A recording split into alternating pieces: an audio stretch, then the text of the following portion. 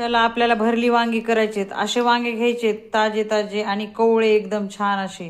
आणि त्याच्यासाठी शेंगदाण्याचा कूट घ्यायचा आहे भरली वांगीसाठी भरण्यासाठी. हळद मीठ चव्यानुसार आणि घरचं तिखट, बाकी दुसरं काहीच टाकायचं नाही. फोडणीसाठी जिरे आणि हा लसूण आणि टमाटर एवढंच टाकायचं. चला कसं बनवायचं मी दाखवते. आता सगळ्यात पहिले आपल्याला ना ह्याचे मधनं चिरून घ्यायचेत, म्हणजे दाखवते.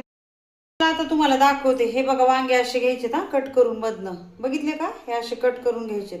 त्याच्यात आळ्या वगैरे बघायच्यात मस्तपैकी. आणि आता हे ह्याच्यामध्ये बघा हे शेंगदाण्याचं कूट हळद आणि मीठ ते दाखवले का, हे सगळं मिक्स करून घ्यायचं. असं असं सगळं मिक्स करून घ्यायचं आणि त्या वांग्यांमध्ये भरायचंय ते सगळं. असं मिक्स करायचं. थोडंसं पाणी टाकायचं त्याच्यात, कोरडं असतं ना, थोडंसं पाणी टाकायचं त्याच्यामध्ये. थोडंसं टाकायचं पाणी, ओलं करून घ्यायचं त्याला कुटाला आणि त्याला. आणि ह्या वांग्यामध्ये असं भरून घ्यायचं. हे असं तेल टाकून घेऊया. तेल तळलेलं तेल आहे. चला लसूण टाकून घेऊया.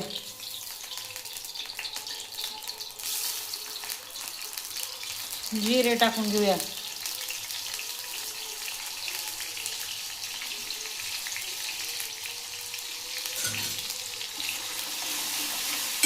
खूप छान लागतात बरं का हे. ह्या पद्धतीनं करायची भरली वांगे खूप छान लागतात माझ्या. हे टमाटे टाकून घ्यायचे असे. जास्त काही टाकायचं नाहीये मटेरियल, एवढंच टाकायचे म्हणजे एकदम भारी होतात ते.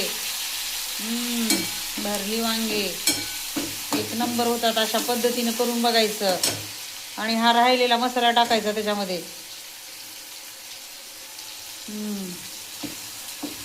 जास्त नाही भाजायचं बरं का काहीच हे, कारण आपल्याला हे वांगे ह्याच्यामध्ये मस्त हे करून घ्यायचे तसे. जास्त मसाला वगैरे भाजायचा नाही. हा घरचा मसाला आहे. खूप टेस्टी मसाला आहे. कसे वाटतात भन्नाट भरली वांगी वाटते का नाही. आणि चवीला पण वांगे इतके टेस्ट आहेत आणि मसाला पण घरचा इतका छान आहे. त्यामुळे भरली वांगे एक नंबर होणार आहेत, एक नंबर. आणि असं म्हणजे थोडंसं आपण जे शेंगदाणे बारीक केलेत ना त्याच्यामध्ये पाणी टाकलेलं, थोडंसं पाणी टाकायचं त्याच्यामध्ये, त्या भरली वांगीमध्ये. जास्त टाकायचं नाही, थोडंसं टाकायचं धुवून सगळं.